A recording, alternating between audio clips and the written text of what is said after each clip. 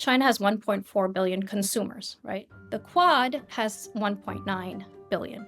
And then when you add in all the signatories of the G7 critical mineral partners, and by the way, Australia and India and Korea signed off on that G7 critical minerals action plan, that market is 2.33 billion consumers. So almost 1 billion more than China. So there is an ability to create a critical minerals market outside of China. Hello, everyone, and welcome back. I'm Alberto Rosende, your host and CEO of M2i Global, a critical minerals supply chain company, and this is the Minerals Metals Initiative. It's a podcast exploring the transformation of the critical minerals supply chain, from mineral extraction and refinement to policy and innovation. Join us each episode as we examine a different aspect of the urgent push to modernize, diversify, and de-risk the world's critical minerals supply chain.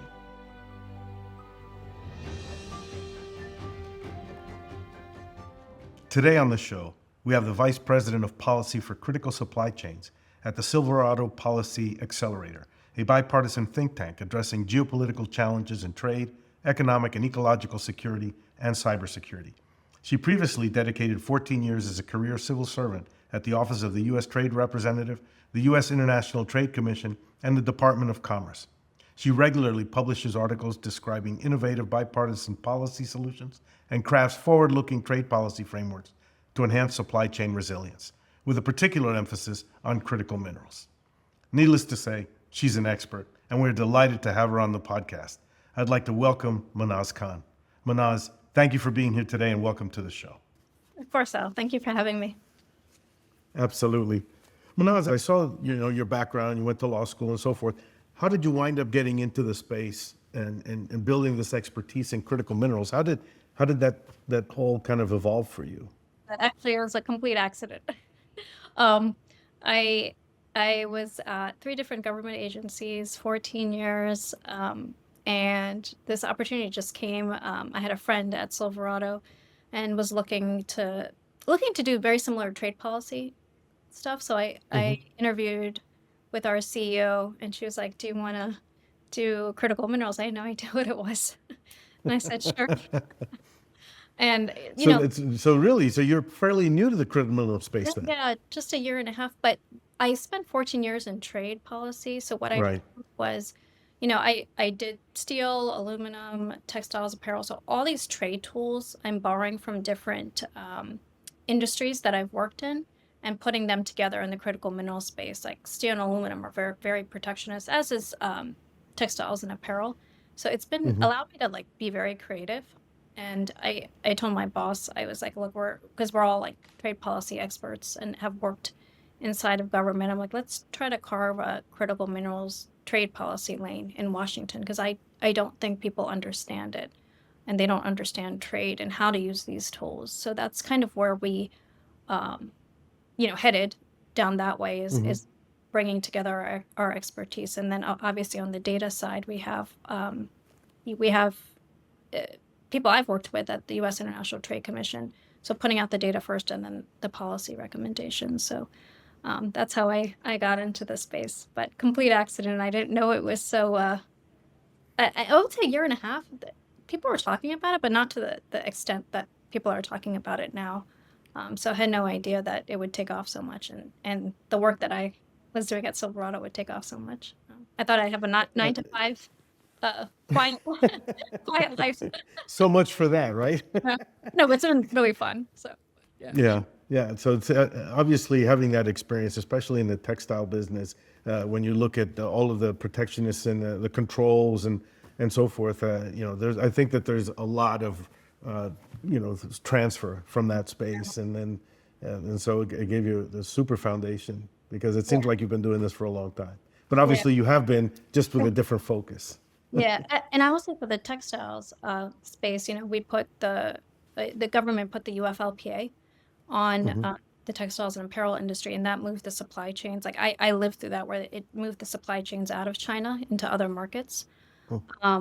And so that was interesting to see. That's why I'm like, we can use UFLPA for lithium ion batteries in China. But there's a lot that can be borrowed from the textile space. But the countries that I found when I was doing analysis at the U.S. International Trade Commission, the ones that really were able to take China's market share were the ones that were vertically integrated. So this MP deal allows these companies, it allows MP to be vertically integrated so we can become export competitive at some point down the line. So Right. looking at that textile and apparel model with this mine to magnet model is how I kind of compare and contrast both of those industries. And, this is an infant industry here in the critical mineral space. So Right.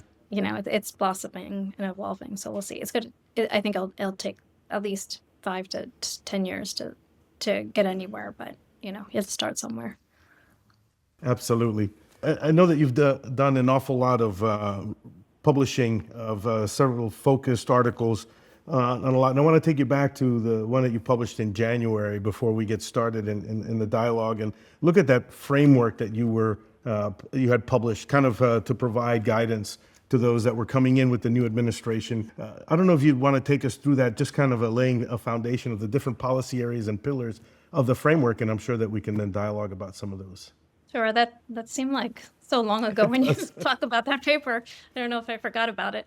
But we put out a mineral security trade policy framework. And really, this framework at Silverado was leveraging all of our trade policy experience that we've had at all three agencies.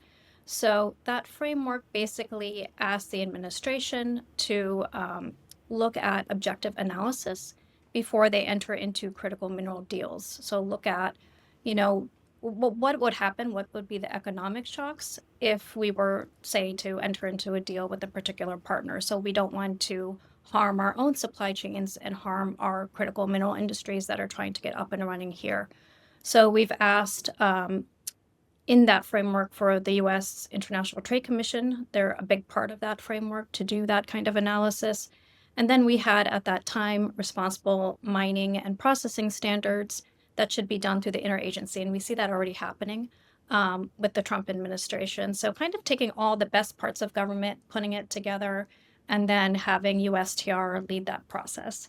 So the landscape has changed significantly since that time. So I think there's parts of that they are borrowing, but that was our kind of objective insider know-how way of getting these deals off the ground.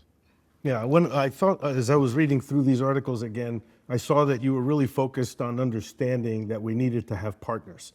And so I know that that was really kind of the focus of the framework, was to be able to guide in developing a repeatable, encompassing process going forward. Could you talk about the importance of partners, especially when we talk about the critical mineral space? And maybe you can talk to some of the deals that the administration has already taken on since they took power in January. Yeah, I always say when I talk about partners and allies, we have to play the long game, which is doing domestic mining and processing here in the United States, but also play the short game because, as you know, Al, it takes a long time to get these projects up and running with our very long lead times on permitting and getting a processing plant up and running as well. So looking towards our partners. And when I started the job about a year and a half ago, I kind of was looking around and seeing what frameworks for a collective trade agreement would work. So looked at NATO, looked at AUKUS, looked at the Quad for some of them. And then, the political environment has changed substantially since that time. So what was interesting, we've actually been working on the Quad since, I would say March or April 2024. And the reason that I really like that framework was because Australia is a natural mining partner. They have 37% of global supply of lithium.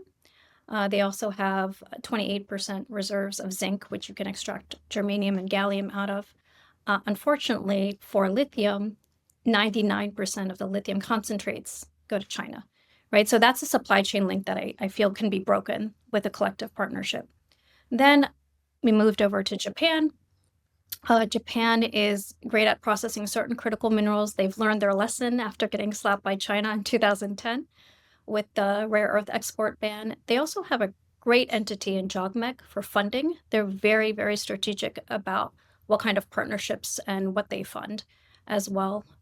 So again, naturally, there's a supply chain synergy there. With India They're not as, I guess, strong in mining and processing right now, but they are very good on the recycling and recovery aspect. I actually visited India a couple months ago and visited the largest recycling facility for lithium-ion batteries outside of China. And it's fascinating what they can do in that space. They're also moving into the deep sea mining. There's only 3 countries that have licenses for deep sea mining in the Pacific Ocean for this polymetallic nodules between Hawaii and Mexico, and then in the Indian Ocean. The other 2 are China and Russia. So they're they would be a natural partner. And then, of course, we have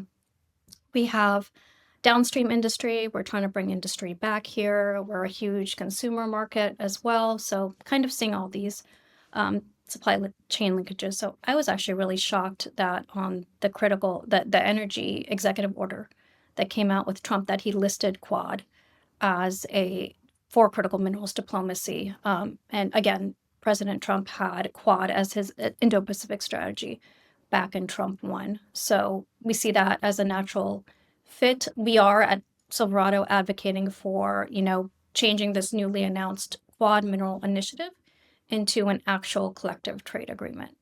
So that's kind of what we've been talking to the administration about. I'll be honest, I think they're very focused right now on bilateral deals, but when the time comes, we are obviously in an escalating tit for tat war.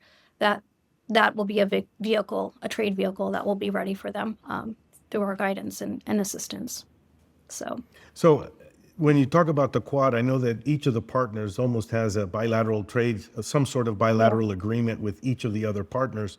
And so how would you see the Quad being able to expand and really encompass maybe more of a multilateral approach? I know that you said that the Trump administration really focuses on that bilateral kind of transactional type of a deal. But how would you see the future of the Quad really supporting the critical mineral flow and supply chains? Yeah. So this is actually my next article I'm getting published. Okay. So for so you get a sneak peek at it.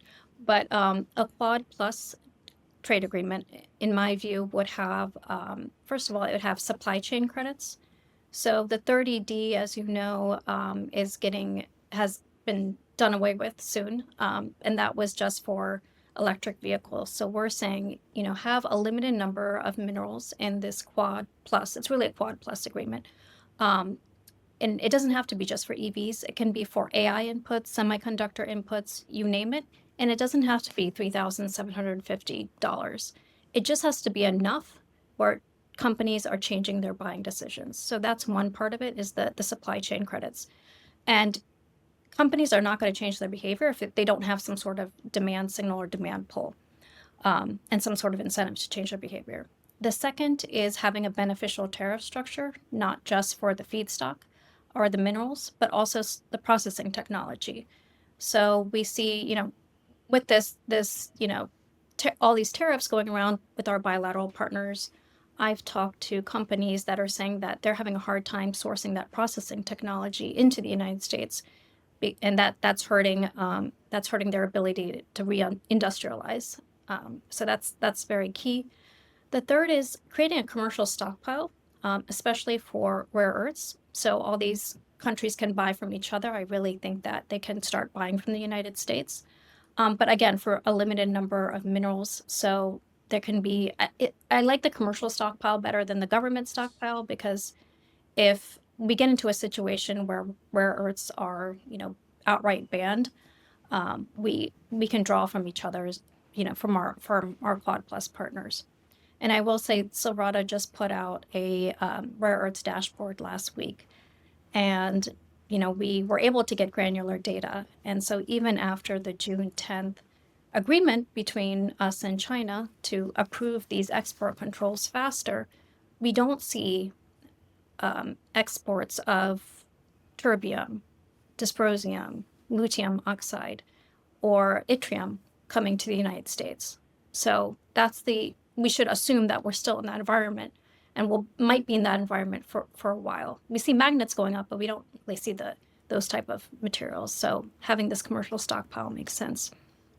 And I'll say the last thing, There can be also cooperation on deep sea mining between the partners, obviously, but this administration, I think, is also looking for these partners to have countermeasures as well and have a group.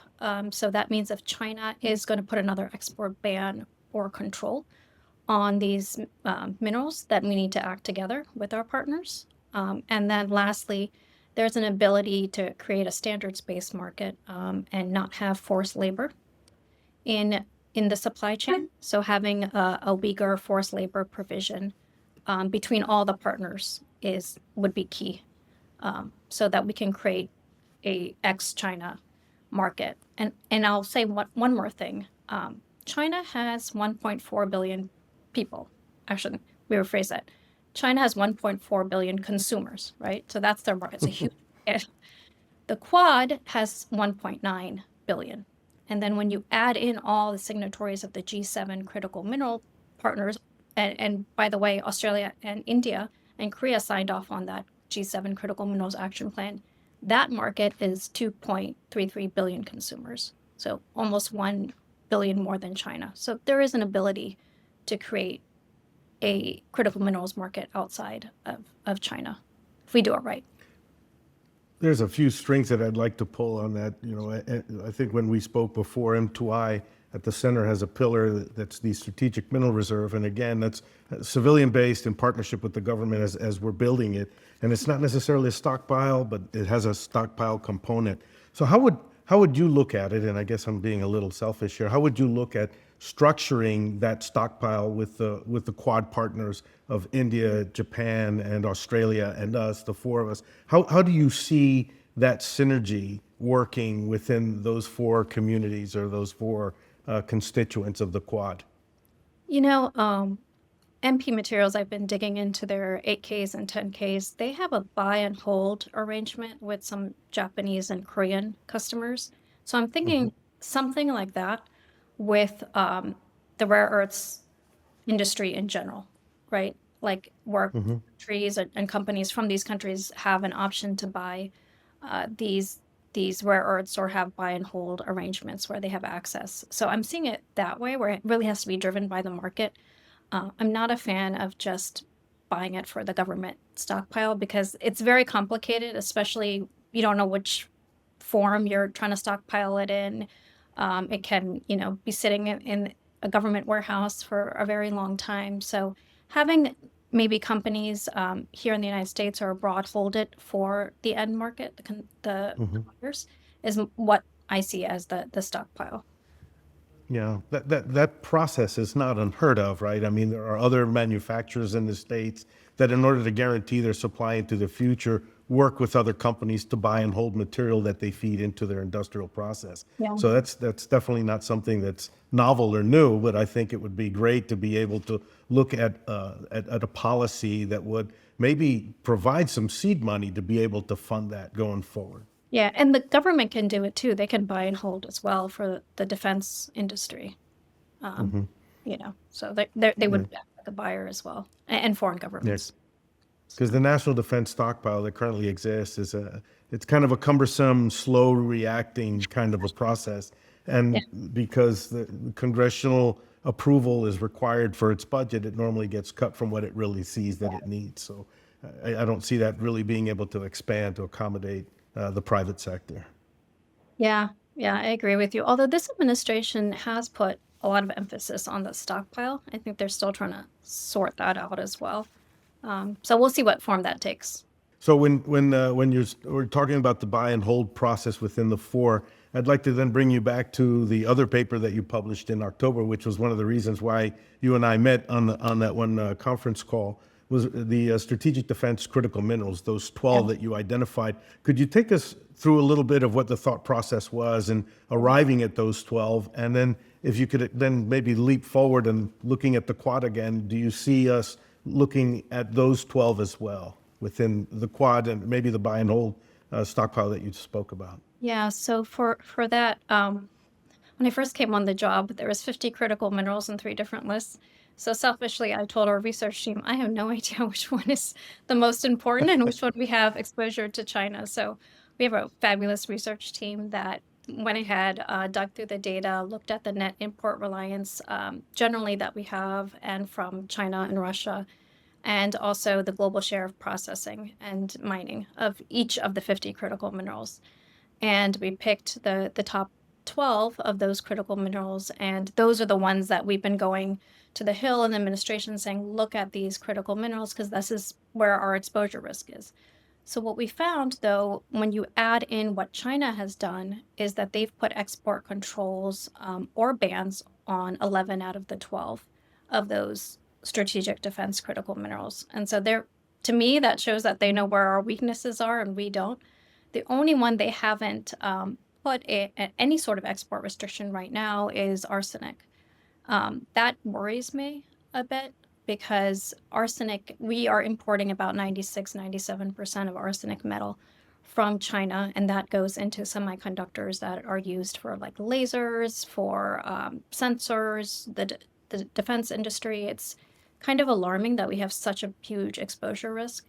And I've talked to companies asking them, can you make arsenic? If we were to get cut off from China overnight, would you be able to make it? And no country wants to touch arsenic production because it's so toxic. It's very poisonous. It actually, as reading more about it, it was they call it the king of poison and the poison of kings because arsenic was used to poison the Borgias. Lucrezia Borgia used to put it in her ring and poison her opponents. So that's how toxic and dirty it is, and only China makes it. So if we don't have access to that mineral, we're going to be in big trouble.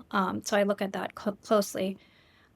So that's the only one. But I think that this administration, we've given them that list. We've given it to the Hill. We're saying we need to move quickly to bring some production back, or with our allies. So in terms of the Quad, looking at those 12 and seeing again where we can source and who can make what and what sources we can draw from, because we need to assume that of the 12, 3 are already banned: germanium, gallium, and antimony. And then looking at the processing technologies for those as well. It's kind of a scary picture. And there's a lot of attention paid on rare earths because there was this export control, but not as much on the others. And that can be also, China's next playing card. When you look at everything that the administration has done so far, and there's been a huge focus on the critical mineral supply chain. I mean, it's on the front page, above the fold, as they would say, almost every single day, something to do with critical minerals. When you look at the executive orders and the other things that they've done, where do you think there still is room for or opportunities to enhance the administration's focus on critical minerals domestically, especially trying to attract more processing and looking for that available technology to bring back to the States? What would, if you had your magic wand for the day, what else would you look at? I would say, so again, this administration is very focused on mining and processing, which is great. The two other areas that we need to look at are also recycling/recovery and innovation. So at Silverado Policy Accelerator, we've partnered with the Council on Foreign Relations, doing a working group on innovation and recycling and recovery, because we see policy gaps there. Again, this administration, they're a very small team, but trying to tackle the hardest problems first. But we are doing this series of sessions in this working group, looking at these policy gaps, and we'll have a paper out later this year, to guide the administration on that front, because you can't leapfrog China without innovation. We're not going to, outmine them or outprocess them, but we can out-innovate them. And that's where we need to be focusing a lot of our resources and funding too, right? It's not just on the mining and processing. So looking at where we can help on that front. As you know, there's like 3 valleys of death. There's the technological valley of death, the commercial, and the profitability valley of death, right? Okay. So a lot of these companies fall just on commercial to try to scale and the technology piece. So I think that, yeah, those are interesting. I've never heard them described that way, but hopefully I'll steal those from you. But I'll always give you credit if I reference them. no, it's okay. I think I saw it from somebody else. Some presentation that I saw. I know that you're going to be heading out to Texas this week, and you were talking about the Democratic Republic of Congo. And I know that we mentioned it a little bit earlier on. Can you highlight some of the things that you're going to be talking about in terms of the DRC? I, the way I see how this administration is doing deals, it's really the art of the domestic mineral deal. That's like the MP deal that we've seen, but also there's an art of the international bilateral deal, and that's where I see DRC. I wouldn't put Ukraine in that context, but what happened behind the scenes with the DRC is you had a bunch of U.S. companies that were interested in furthering business interests in the DRC. And then on the other side, you had the head of state coming to President Trump looking, to attract US businesses. So it's almost like the government was a matchmaker in this Mhm. respect. And this is all public. There was just a hearing last week where the State Department talked about this, but partnering with companies on one side and then the government on the other. And in that hearing, what Scott Woodard said of the State Department said in many of these African countries, we're pushing on an open door. Right? These are countries that want to partner with us. So that deal was a nice matchmaking. It was under the peace plan with, DRC and Rwanda, and Mhm. there's also a big infrastructure component. So every single African country I've talked to, they're like, we don't want to just be in extraction only. Like DRC and Rwanda doesn't either. They want to have value beneficiation. They want to be in the processing space, but they just don't have the infrastructure, the energy infrastructure, the roads, the buildings to make that happen. So I think that this is a really positive first step. Just on August 1st, both governments came together to work on part of that deal is this regional economic integration framework to figure out how they attack that infrastructure piece. So that work is still ongoing, but I can see more deals like that happen on a bilateral basis with either Africa or South America. So very interesting way of doing deals, but I think it sets up a good model for how this administration will engage moving forward. Well, I think that it's definitely a great step forward. We know the resources that are there, and we all know that the countries need to develop economically, and so this is a great opportunity, and hopefully they'll be able to quell all of the friction points that have always been plaguing that particular region. One final thing that I wanted to talk about, and we haven't mentioned it yet, is the Mineral Security Partnership. And I wanted to see, where is that going under the Trump administration? Is there any movement to solidify or strengthen that process going forward? What have you seen, and what would you recommend? It's hard to know at the moment. The politicals are not exactly in place that would be running the MSP. I so I haven't put a lot of stock in it right now because there's other kind of signals going on. Again, you have the G7 Critical Minerals Action Plan that was signed off, and a lot of those are MSP partners as well. So, and there's a roadmap that's going to be developed for the Critical Minerals Action Plan. The next meeting is in September in Chicago. So I'm not sure where the multilateral kind of frameworks are going to settle, but or how the MSP will be used going forward. But with the G7 Critical Minerals Action Plan, there is this sense of shared, a standards-based market, mobilizing the capital for funding projects within each other, within the G7, plus those three partners that signed off, and then promoting innovation. So they did mention in that G7 Critical Minerals Action Plan the MSP, but didn't go into a lot of specifics on that. So it might be a supporting mechanism for the G7 Critical Minerals Action Plan, but I think right now I'm not sure. It is referenced in joint statements, so I don't see it Mhm. going away. But I think that this administration may do something different with it, or use it as a enabling mechanism for the G7 Critical Minerals Action Plan. But by the time this airs, that might all change. It might have changed. Absolutely. So I appreciate it. I know that you're pressed for time a little bit, and I just wanted to get a feel of what are the priorities that you have going forward as you look towards the beginning of the next fiscal year. What would be some of the things that are on your hit list or kind of on your to-do list, if you will? Yeah, so one, I will say, obviously, figuring out how we construct the bilateral deals, and looking at Africa as a partner. So that's the one thing on my radar. The second one is really looking at the minerals. I feel China's next hit on us will be the minerals used in AI and AI infrastructure. So there was an AI, action plan that the president put out. There's no reference of critical minerals, but I can see China definitely restricting those components, especially now that they're trying to get they've gotten some of these NVIDIA and H20 chips, so that's their next plays in the AI space. So really looking at tantalum, arsenic, the copper, kind of minerals, and looking at what we can do there. But the AI community, they speak a different language. They speak more in regulations. The critical minerals community is here. They're talking very differently, but really bridging the gaps between both of them. And then you have chips, like literally in the middle, the chips industry. So Silverado is very much, in the chip space and the critical mineral space, but making that linkage to AI and trying to get the conversations pushed on the critical mineral space into the AI community so that they understand how their industry will be constricted going forward. So that's my next big thing on the horizon. So we'll see where that leads us. All right. Thank you very much, Mahnaz. Is there anything that before we close out, is there anything else that you want to leave us with? I will just say, with this administration, that they are moving with a sense of urgency, which is very, very positive. I think that,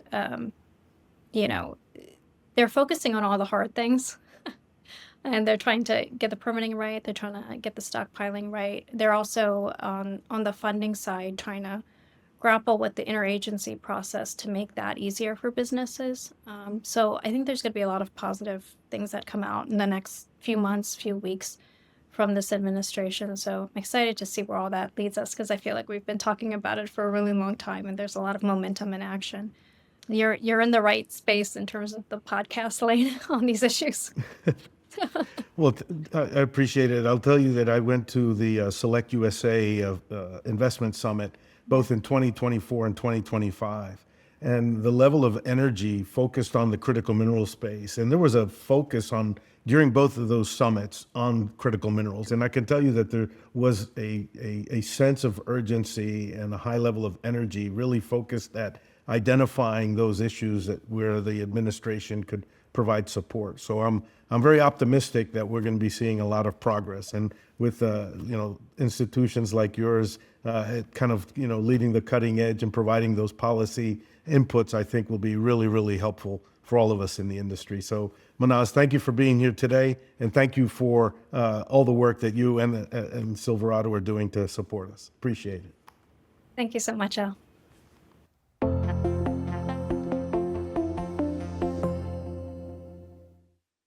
And to everyone who listened or watched this episode, thank you for joining us.